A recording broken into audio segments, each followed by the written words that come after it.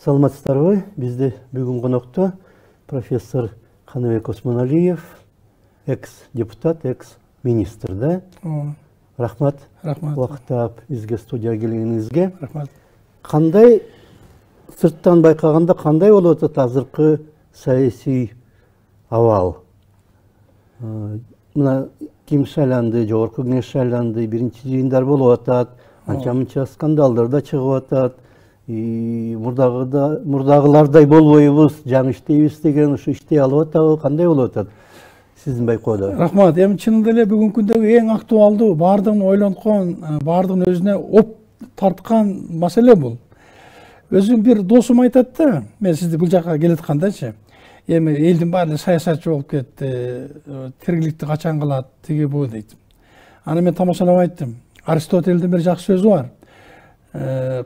Сага мен орусча айтсам жакшы түшүнөсүң, ишенесиң. Человек это существо политическое деген төрөлгөндө эле, ал уже саясат менен эме болот. Эми в той или иной форме, конечно, ар ким ар кандай түшүнөт деп. Ошон үчүн бүгүн чын эле саясат абдан кайнап турган учур. Анын үстүнө биз кыргыз ушундай бир уникалдуу эл окшойбуз. Биз жашыбыздан карыбызга чейин эле өзүбүздүн үлүшүбүздү ар кандай саясий окуяларга кошобуз да, сөзсүз. Анын үстүнө мына бул информациялык коммуникация абдан өнүккөн заманда ар биздин колубузда смартфондор бар. Ошону менен кадимкидей эле катышуучу болуп алабыз керек болсо. Эми эмнени айтат элем? Мен эми өзүм башыман өткөн нерселердин контекстинде айта турган болсом, дагы эле бизде бүгүнкү күндө кандайдыр бир магистралдуу багытты коюп алып, ошого көздөй умтулган саясатыбыз болбой жатат да. Мен бул сурооңузга эмнеден баштагым келип атат? Былтыркы конституциялык кеңеш менен. Себеби ар бир жаңы келген президент сөзсүз конституцияны өзгөртүп, анан болуп атпайбы? Эми мурунку парламенттик мамлекеттен кайта супер президенттик мамлекетке өтүү боюнча тапшырма коюлду. Ошого ылайыкташтырып конституция жазылды. Мен ага көпчүлүккө кошулуп макул болдум. Андан калса мен конституциялык кеңештин мүчөсү да болдум. Ошо Садыр Нуркожоевичтин тапшырмасы менен. Анан эми үмүт деген үмүт да, илгери үмүт. Эми сөзсүз айырмаланып бир жакшы жашап кетебиз деген үмүт менен ошо иштерди жасадык. 2 жолу референдум болду 2020-жылы. Биринчиси кандай башкаруу формасын тандап аласың деген маселе коюлду, эсиңизде болсо. Чын эле бул абдан оригиналдуу мындай бир сунуш болду. Формалдуу түрдө чын эле мындай сунуш 20-30 жылдан бери коюлган эмес болчу элдин алдында, туурабы? Эми ал ошол өттү, эл ошол көпчүлүк каалагандай президенттик башкаруу формасына өттүк. Андан кийин президенттик шайлоо ошол биринчи референдумдан чогуу болду. Альтернативдүү шайлоо болду деп айтсак болот. 28 январда мына эртеге 1 жыл толот. 28 январда президентибиз ант берди дагы, Садыр Нуркожоевич президент болуп келди. Ага ылайык президент эми аткаруу бийлигинин толук кандуу башчысы болуп калды. Ал жерде дагы бир арабөк түшүнүк бар. Мен аны ачыгын айтып жүрөм, өздөрүнө деле. Президент ошол аткаруу бийлигинин башчысы болуу менен бирге эле министрлер кабинети деген мурда болбогон бир түшүнүк конституцияга кирип калды. Министрлер кабинетинин башчысы тире коюлуп, президенттин администрациясынын башчысы деген дагы түшүнүк. Эме жаңы кызматтык орун кирди. Биз чында баарыбыз апкарып калдык. Ана биринчи кезегинде, эгерде эсиңизде болсо, ошол конституцияга кирген 2 кызматты 2ге бөлүп, бир октябрга чейин 2ге бөлүп кызмат кылдырып келишти. Администрациянын башчысы өзүнчө, тиги министрлер кабинетинин башчысы өзүнчө болуп, ага чейин премьер-министр болуп Марипов иштеди. Анан кийин 5-майда тиги 11 апрелде дагы бир референдум болуп жаңы конституцияны кабыл алдык. Аны 5-майда кол коюлуп, анан ошондон кийин анан баягындай размежевание башталды да. Ушунун баардыгы менимче Кыргызстандын акыркы жылдагы саясий багытына бир өзүнчө бир катализатор болду да, негизги себеп болду. Анан жергиликтүү кеңештерге шайлоолор өткөрүлдү 11 апрелде. Да бир уникалдуу учур болду. 3 ири шаарыбыз, ишенген 3 ири шаарыбызда Бишкекте, Ошто, Токмокто болбой калды, жараксыз деп табылып калды. Болгон эле баягы деле подкуп, баягы эмени административдик ресурсту колдонду деген себептер менен. Анан ал кайта келип 11 июлда ошол 3 шаарда да шайлоо өтүп, жергиликтүү кеңештин бар шайлоолору комплектация болду деген мааниде. Бирок эң башкы маселе күздөгү боло турган парламенттик шайлоо болчу. Президент эменин конституциянын өзүндө бир гана эме менен жазылып турат, жогорку кеңеш деген разделде. Жогорку кеңеш 90 депутаттан турат деген. Ошол жерде конституциялык кеңеш менен абдан катуу эме болгон, талаш-тартыштар болгон. Биз ушул жерге жазалы, преференция баягындай бир мандаттуу болобу, пропорционалдык болобу деп анан көбүбүз каршы чыкканбыз. Конституцияга андай нерсе жазбайлы. Адам көрүп конституциялык мыйзамда жазылсын баардыгы деп. Анан мен чын айтсам ичим чыкпаган жери же бир мандаттуу болсун 90 баары тең. Же партиялык тизме менен болсун, бирок преференциалдык режимде болсун. Баягы списоктун жалпы добуш бербестен ар бир эмеге киргизсин. Бирок тилек каршы андай болгон жок. Жаңы конституцияда ошол кездеги жогорку кеңеш 6-кылыш аралаш системаны сунуш кылды да. Аралаш система кандай иштер экен деп көзүм жетпей турду эле, бирок негедир 28 ноябрда өттү. 36 орун ошол мажоритардык жол менен келишти. 54 орунду преференциалдык партиялык тизме менен. Эми Кудайга шүгүр 90 депутат келди, иштей баштады. Бирок конституцияны бузбашыбыз керек да. Конституциялык мыйзамдарды бузбашыбыз керек. Анан азыр эле мына өзүңүз көрүп атасыз, алгачкы кадамдары парламенттин бир топ эле олдоксондук иштерди жасагандай болуп атышат. Эми эгерде майдалап суроо берсеңиз, жооп берейин суроолоруңузга. Мисал үчүн. Мисал үчүн өздөрүнүн эле регламенти боюнча палата фракциялардан турат. Партиялык фракциялардан турат. Азыр 6 партия өттү да. 6 партия өттү, 54 орунга, 36 орунга бир мандаттуудан келишти. Регламент боюнча фракцияны партиялар гана түзүшөт. Мисалы үчүн Ата журт партиясынын фракциясы болот, Бүтүн Кыргызстан фракциясы болот, там Альянс, дагы Иман Нуру дейби, ошондой. А бирок баягы бир мандаттуулар дагы бир кандайдыр фракцияларга кирип кетишкени мени бүгүнкү чейин таң калтырып атат да. Бул жарымы кошулуп кетти. Кошулуп кетти. Бул түздөн-түз мыйзамды бузгандыкка алып келип атат да. Алар өздөрүнчө бир эме түзгөнгө, скорее всего, мүмкүнчүлүктөр бар болчу, ал мыйзамды болот болчу. Вот ушундай оюндар болуп атат да. Эми түбөлүгү түз болсун дейбиз, эми эмне дейбиз? Эми көрөбүз да. А бирок эртеге дагы бир катуу мыйзамчыл чыгып, эрктүү силердин кабыл алган чечимдериңердин баардыгы мыйзамсыз десем эмне деп жооп беришет? Себеби силер күч менен тиги 36, мисалы үчүн 18 бир мандаттуу депутаттар ошол эмеге Ата журт фракциясына кошулуп кирип азыр иштеп атышат да. Бирок эмдигичи ыйык-тыйык болуп атканын мен сезип эле турам да. Ушундай нерселерди тез чечип алышып, бир жаңсылык кылышып, анан ишти жүргүзүшсө болот эле да. Эми баягы комитеттердин шайлоосундагы эмелерди айтпай эле коеюн, анда да болду. Комитеттерин түзүүдө канча болуш керек деген эми. Ооба. Мисалы үчүн мурдагы конституциянын бир жакшы жери бар эле да, оппозициялык фракцияларга 2 комитет берилчү.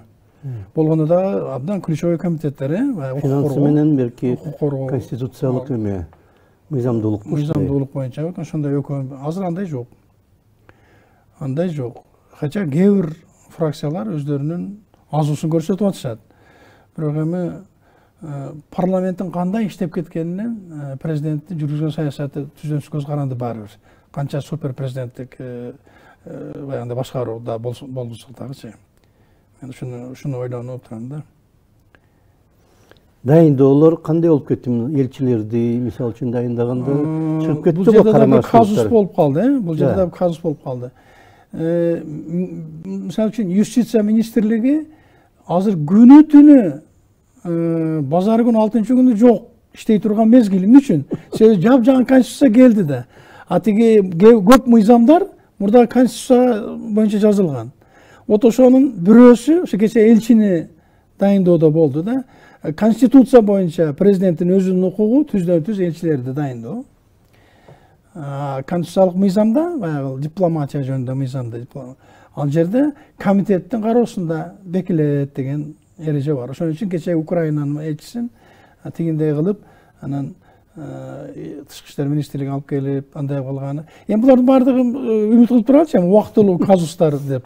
Бирок чынында эле ошо жаңы конституцияга ыңгайла туура келе турган мыйзамдарды бир 50-60 мыйзамды тез кабыл алса болот эле да. Анан кийин элчилерди дайындап, элчилерди Мурда айтылган, мына парламенттик шайлоо эмчини кечигип атат, шайлоону качан дайындайбыз дегенде жаңы конституция кабыл алынды, ошон үчүн мурдагы мыйзамдын баарын ошого ылайыкташтырыш керек деп. Анысы бүтпөй калган экен да, ушундай жөнөкөй нерселер. Кече көрүнүп калбады. Эми дагы мисалы үчүн дагы жакшы баягы кылмыш жаза кодекстерин жакында кабыл алышы өткөндөгү эми. Ага жетишти. Ошо өткөндөгү 6-чакырылыш ошол нерселерди жаңы конституция 5-майда кол коюлду. Андан кийин дагы 10 ай, 8 ай өттү да.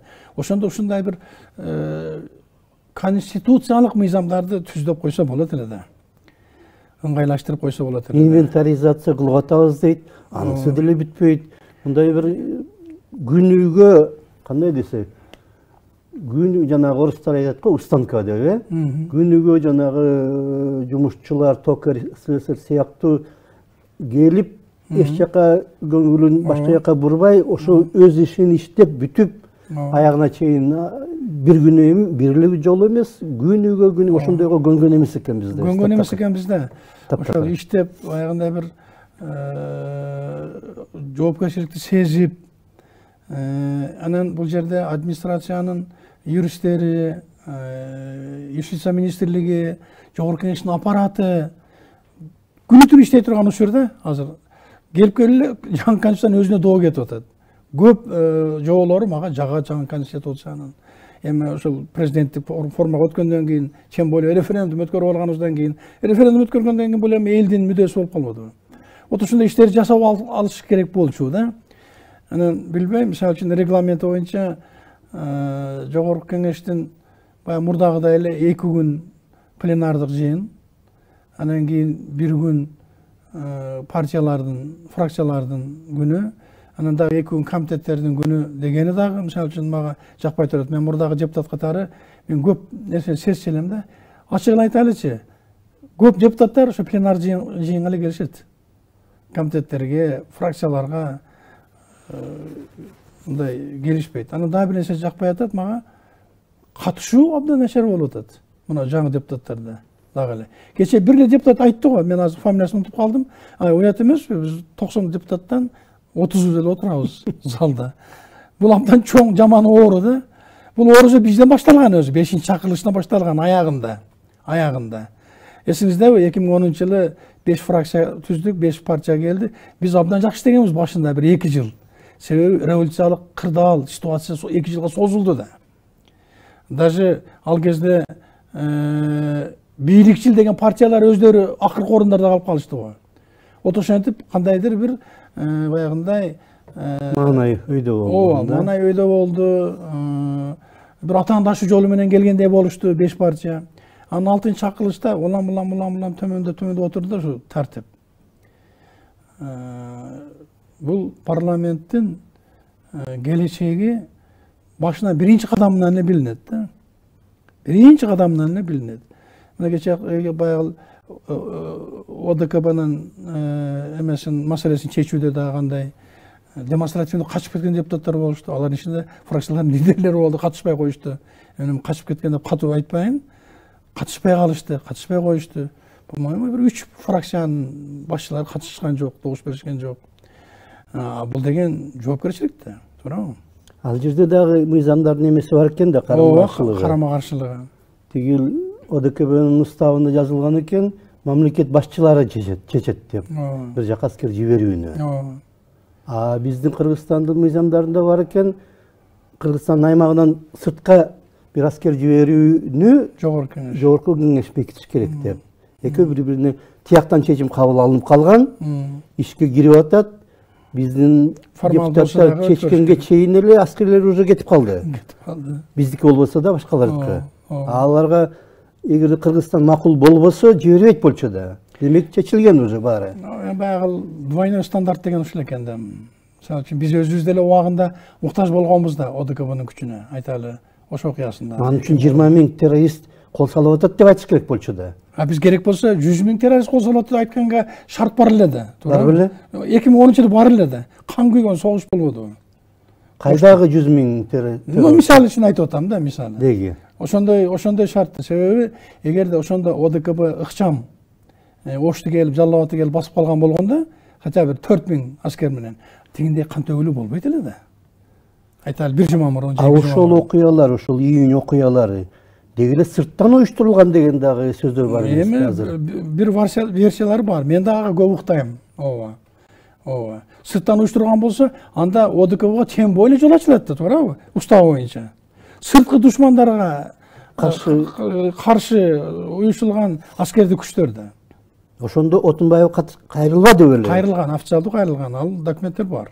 Анан отказ берилген да. Бул өзүңөрдүн ички ишиңерде. Мына апрелде, мына 29 апрелде дагы окуя болбоду. Сырттан Кыргызстанга кол салып атат, бирок Тажикстан дагы өзү мүчөсү. Анда дагы ошол күнү Дүйшөмбү шаарында ОДКБнын Коопсуздук кеңешинин немелери, катчылары жыйын өткөрүп атат. Бир да сөз айтылбайт. Мына кош жакын эле жерде, мына 200-300 километр жерде ушундай нерсе болуп атат деп Кыргызстан дагы сүйлөгөн жок ал жөнүндө, беркилер дагы эч ким сүйлөгөн жок. Бул дегеле бул эмне деген уюм анда ОДКБ? Эми керек болсо ОДКБнын өзүнүн уставында кайра карап чыга турган мезгил келген окшойт. Мисалы үчүн азыр ошол ОДКБ кабыл алынгандагы жагдай менен, саясий жагдай менен азыркы саясий жагдай такыр эки башка болуп калды. Убагында, мисалы үчүн Өзбекстанда кирген ОДКБга. Ташкентте кол коюлган да. Ташкентте кол коюлган. Ал турсун дагы Азербайжан кирген, Түркмөнстан кирген, алар кийин чыгып кетишти да. Бул эми СНГнын базасында болгон нерсе болуп атпайбы? Кымыш өлкөлөрүнүн эмесинде. Анан биз калдык.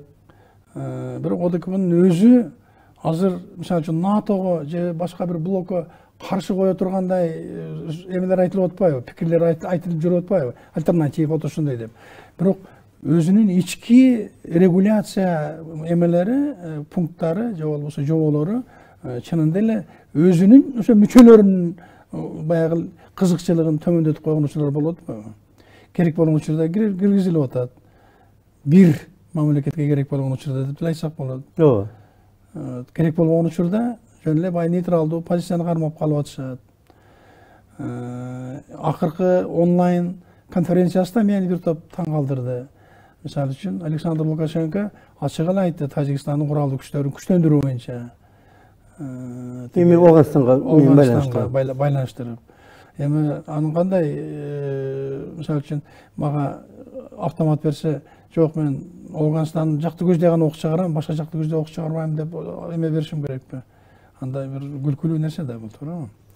Лукашенко Өзбекстан жөнүндө да сүйлөп койду. Өзбекстан жөнүндө да сүйлөп койду. Эми Өзбекстанда Оганстан менен эмес чегарасы бар да. Термез аркылуу. Вот ошо окшогон нерселер болуп атат да. Ата кечеги Казакстанда болгон окуя көп нерсенин бетин ачып койду. Демек, биздин Борбордук Азияга, анын ичинде Фергана өрөөнүнө болгон мамилелер, геополитикалык, геосаясат мамилелери дагы бир жаңы бир деңгээлге чыккандай сезип атам мен. Оюнчулардын саны мурдагыдай эле болушу мүмкүн. Ошол эле айталы Россия, ошол эле Кытай, ошол эле Америка Кошмо Штаттары, ошол эле Евро кошун. Бирок тактикалык жактары улам-улам бара-бара чыңалып бараткандай сезилип атат да. Балким кече Казакстанда болгон окуя ушунун бир баягындай бир апробациясы катары да кабыл алына тургандай божомолдо жоромолдор айтылып атпайбы? Машыгуу. Да, машыгуу, репетиция. Кудай бетін ары кылсын, бирок аны менен эсептешке туура келип атат. Канча адамдар өлүп кетти. Хотя өздөрүнүн оюндары болду, ички оюндары. Мурдагы бийлик менен, азыркы бийлик менен, анан кийин албетте ЖККнын главный оюнчулары аралаша баштады да. Эмне үчүн ылдам чыгып кетти кайра? Аскерлер. Биринчиден, менин оюмча, киргендин себебин айттык.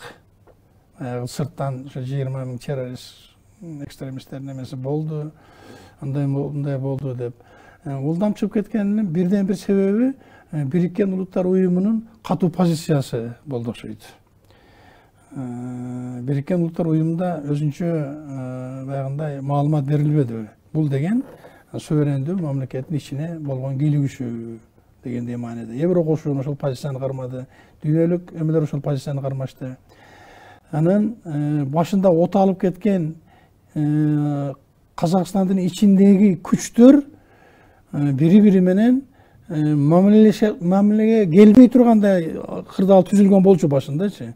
Анан кийин ЖККнын күчтөрү киргенден кийин тез мамилелер онда түзүлө баштагандыгы сезилип калбадыбы? Мисалы үчүн Назарбаев каерден туруп сүйлөдү, мен эмдигиче түшүнбөй келем, бирок Назарбаев чыгып сүйлөп, азыркы президент Такаевди колдоп, казак элин, казакстандыктарды анын айла чекесине бирүүгө чакырбадыбы? Вот ошонун баардыгы аерде ЖККнын солдат желдет эмелерин, армиясын андан ары кармап турууга эч кандай шылтоо да калган жок, по-моему. Шылтоо тапса болот. Өзүнүн миссиясына 20 күнүгө бир террорчудан өлтүрүп отурса 20 000 террорчуну качан кырып бүтөт? Эми бизге белгисиз болгон, түшүнүксүз болгон көп жагдайлар бар да. Аябай. Көп. Назарбаев дагы өз эрки менен сүйлөдүбү? Каяктан сүйлөдү? Качан сүйлөдү? Башында сүйлөдү, чатактын башында, аягында сүйлөдү. Аягында го, анткени жанагы эмелерди айтып атат да, кээ бир нерселерди, кийинки акыркы болгон окуяларды. Бирок аны жалпы жолунан айтты. Мен дагы абдан көңүл буруп бир нече жолу көрдүм. Отурсун Евразия порталына бир 10 бетке жакын интервью бердим. Өзүмдүн көз карашым боюнча. Чынында кай тараптан карабайлы Казакстандагы, анын ичинде Алматадагы болуп аткан, болуп өткөн кайгылуу окуялар көп нерсени ойлондуруп койду. Аябай. Эгерде ошол Казакстандын ичиндеги саясий күч чын эле бийликти митинг жолу менен, элдин күчү менен алам деген ой болсо, менимче ушул нерсенин баардыгын мамлекеттин борборунда уюштурат болчу, Астанада. Туурабы? Саясий борбор, ал жерде баардык мамлекеттик институттар жайгашкан, парламент ошол жерде, президенттин администрациясы ошол жерде, баардык министрликтер ошол жерде. Бирок эмнегедир Алматада күч алынды. Эгерде Алматадагы ызы-чуунун баардыгы Астанада боло турган болсо, анда чынында эле 2 күндүн ичинде бийликти алып коюу мүмкүнчүлүгү болгон экен да. Эл кандай чыкты көрдүңүз го? Көчөлөргө батпай, 1000 деген, 10 000 деген, балким 100 000 деген элдер козголуп кетишпедиби? Анысыз келгенсип, баягындай чоң шаарларында болду. Атеги Жаңы Өзөндөгү болгон окуя, менимче жөн эле бир детонатор болгондой болду да. Вот. Анан ошону башка нукка бурууга жетише алды окшойт. Ошого дагы ЖКК өзүнүн армиясы менен өзүнүн кандайдыр ролун аткарды да. Эми ал кириши аны түшүнсө болот. Жана 20 000 деп айтылгандан кийин формально сырттан да, келди да. Сырттан деп атпайбы, сырттан кол салды дегендей болуп 20 000 деген сөз айтылды. Кээ бир жерде Токаев айтып жиберди, биздин аскерий күчтөн 5 эсе көп деп жиберди. Анысы абдан эле ишеничсиз болуп калды. Казакстандын армиясы 70 000 тегерегинде дейт. 5 эсе болсо канча болот? 100 000ден ашып кеткен. 350 болот атпайбы? 5 эсе болсо. Бул деген фантастика да. Аны баарынан эмеси, баягы жогоруда сурооңузга да азыр менде жооп табылып атат өзүнөн өзү. Эмне үчүн тез чыгып кетти? Ошол 20 000дин сырттан келгенин эч кандай далилдей алышкан жок да. Көрсөткөн жок, видеосу жок. Биздин бир музыкантты көрсөттү, колго түшкөн музыкантты, террорист деп. А көрсө ал биздин музыкант экен. Ошого окшогон бир 5-6 андай адамдар көрсөтүлдү. Өлгөндөрдүн арасында бир топ эле эч кандай жазыксыз, бейгүнөө қазақ жарандары болгондугу айкын болуп калды да. Айкын. Анан ЖККнын андан ары турушуна эч кандай себеп жок эле да. Эгерде хотя бы баягындай тала командирлери колго түшүп, ошол 20 000 террористтин ичинен бир хотя бы 100 командир колго түшүп, 20 000 деген эмне? Бул бир дивизия да, туурабы? Чоң дивизия. Дивизиядан да көбүрөөк болуп Көбүрөөк болуп кетет. Чоң дивизия да. Bir batalyon 100'den 500'e çeyin değil. Orta sepmeyen 300 desek divizya 3 batalyon примерно. 3-4 dep koyuyorlar. 1000 adam bir divizya olup kalat bayağı. 2 divizya ошондой болуп атат. Вот ошол нерселер бирок мындай да, мындай Полк ошончо болот экен, дивизия полктун ичинен да, ооба. Ошо бир дивизия деп эме кылып атышты. Анан мындай нерселер кокусунан эле болбойт да. Баягы бышып жетилип, анан эме болгондо кандайдыр детонатор пайда болот да, анан от алып кетет экен да. Мына Сирияда бардыгы бышып жетилип калган да, согуштун чыгышы, туурабы? А эмне болду? Мектептин мугалими 2 окуучуну сабап коюптур. 2 окуучу келип, ата-энесине арызданат. Ата-энеси барып мугалимди сабайт. Анан ошол жерден анан көчөгө чыгышат. Анан эмне болду? Анан сырткы оюнчулар катыша баштады да. Мына эмдигиче эме ошо от алууланган от мындай аягына чыга элек. Мына сиз диний комиссияда жетектедиңиз, Ооба. Din işleri boyunca komisyonu. Janagıday çın эле sırttan degende эми билбейм sırttan каяктан.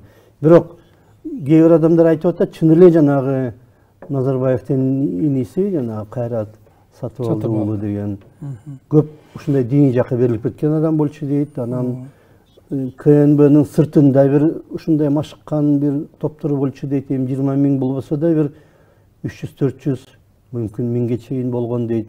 Кыргызстанда ушундай уктап жаткан жанагыдай диний күчтөр барбы? Ячейкалар. Жок деп айта албайм. Эмне үчүн? Биз тоталитардык атеисттик өлкөдөн бир укта койгону эле диний эркин өлкөгө айланып калдык. Эсиңиздеби 90-жылдарда? Конституцияны кабыл алгандан мурун эле 1991 жылы 17 декабрда, бул цифра дата менин эсимде да, ошол кездеги легендардуу жогорку кеңеш Верховный Совет беле азыр. Эми кыргызча жогорку кеңеш болчу да. Жогорку кеңеш дин эркиндиги деген мыйзамды кабыл алышкан. Граждандык кодексти кабыл алына элек болчу. Негизги баягы мамлекеттин өкмөттүн скелетин түзүп алып туруп, анан кийин наполнение этиш керек болчу да аны мыйзамдар менен. Бул жөн жасалган эмес да. Бул ошол сырттагы кээ бир күчтөрдүн таңбалоосу менен дин эркиндиги деп мыйзам кирген, дагы мыйзам дароо иштей баштаган. Ал турсун өкмөттүн баягындай уполномоченный органы да жок болчу дин боюнча. Ал 96-жылы гана түзүлдү. 5 жылдан кийин. Ага чейин биз дин эркиндиги деп бүт шлюздардын баарын ачтык дагы өлкөбүзгө дүйнөлүк диндердин бардык өкүлдөрүн киргизип жибердик. Жаманбы? Жок, бул жакшы. Бирок баягы внутри конфессиялардын ичиндеги ыйкы-тыйкыны биз билчү элек. Азыр эми конфессиялардын ортосунда ыйкы-тыйкылар башталды да. Ар бир диний багыт өзүнүн адептерин түшүндүрө баштады. Биз эч кандай даярдыгы жок, даже билимибиз жок болчу. Диндин фундаменталдык түшүнүктөрү жок болчу, биз атеист болчубуз бардыгыбыз. Кечеге эле заводдун парткому дароо пастор болуп калды. Колхоздун парторугу имам болуп чыкты. Ушундай болду да. Мурда имамдын баары КГБнын агенттери болчу. Ооба, мурда имамдардын баардыгы КГБнын калпагынын астында болчу. Алар болсо Кудай берди. Ал турсун биздин ошол кездеги СНБ деп койчулук, национальной безопасности. Ал өзү активдүү оюнчулардын бирине айлана баштады. Диндин башкаруу боюнча. Вот ошолордун баардыгы келип өздөрүнүн ячейкаларын түздү. Болгондо дагы диндин кандайдыр бир, мисалы үчүн ислам дини болобу, христиан дини болобу, башка диндер болобу, традициялык эл өзү мурун кабыл алып жүргөн агымдары калды албетте. Бирок алардан башка ошол эле христиан боюнча, ислам боюнча көптөгөн баягындай башка агымдар келе баштады да. Кичинекей агымдар келе баштады. Мисалы үчүн Советтер Союзунун учурунда ислам болчу бизде, ханафият мазхабындагы бир эки мечитибиз, бир медресе жок болчу ошол эле Советтер Союзунда, Кыргызстанда. Анан православ дини болчу, орус православ баягындай ортодоксалдыгы. Андан кийин мен билгенден баптисттер болчу. Баптисттерден протестанттарга деле кирбейт. Андан кийин тиги лютерандардын чиркөөсү бар, бир лютерандардын бир чиркөөсү бар Фрунзеде. Андан кийин кандай болду? Исламдын бардык агымдары кирди. Бардык агымдары. Мен эми Хизбут Тахрирди айтпай эле коеюн. Ал өзү диний агым деле эмес, ал саясий кыймыл да. Христиандардын, православдын башка протестанттардын бардык агымдары киришти. Синтетикалык эмелер киришти, диндер келе баштады, бахаизм дегендер. Сайентист. Саентология. Саентологиялыктар келишти, мормондор келе баштады, сатанисттер келе башташты. Шайтанчылар. Исламдын эң коркунучтуу агым эмес, кандайдыр бир өзүнчө эле бир ячейка болгон, мисалы үчүн мына Пакистанда өтө эле болгон Ахмадилер келишти. Алар мисалы үчүн Мухаммед пайгамбарды таанышпайт да, таанышат, бирок Мухаммед пайгамбар акыркы пайгамбар эмес. Мына биздин пайгамбар Ахмад пайгамбар, акыркы пайгамбар деп эме кылышты. Мисалы үчүн Иисус Христостун экинчи кайрып келиши болбойт. Ал Ширнагарда көмүлгөн, анын денеси ушул жерде жатат деген түшүнүгү бар. Улутчулардын баардыгы келишти. Алардын баардыгын азыр биз өзүбүздөн тазалап, же болсо кандайдыр жолго салган жокпуз. Сиздин баягы сурооңуз ушул да, ячейка уктап жатабы деген. Ооба, кээ бирлер балким катуу уктап жатышкандыр, кээ бирлери баягындай полсон абалда жатышат, кээ бирлери уктамакчы болуп жатышат. Ошондой нерсе бизде бар бүгүнкү күндө. Биздики убактыбызда бүтүп калыптыр. Мурдеги сак болуш керек, жанагыдай 20 миң деген, албетте ал жанагы аскерди чакырыш үчүн гана айтылган сөз, чындыгында болгон эмес. Бирок калп болуп атат. Калп болуп атат. Калп экендиги билинип калды да. Да. Калп экени билинип калды. Ошондон бери мындай өздөрү деле ал сөздү айтуудан азыр заарканып калышты, айтышпайт. Азыр эми Казакстанда жана бийлик, байлык бөлүштүрүү иши жүрүп атат. Кыргызстан бир топ орчундуу жыйынтык чыгарыш керек. Абдан. Ар кандай нерседен бир жакшы жагын алышыбыз керек да. Рахмат сизге. Бизде конокто Каныбек Осмоналиев болду. Мурдагы депутат, мурдагы министр, билим берүү министри жана мурдагы дин иштер боюнча комиссиянын төрагасы. Рахмат сизге. Рахмат. Саламаттаңыздар.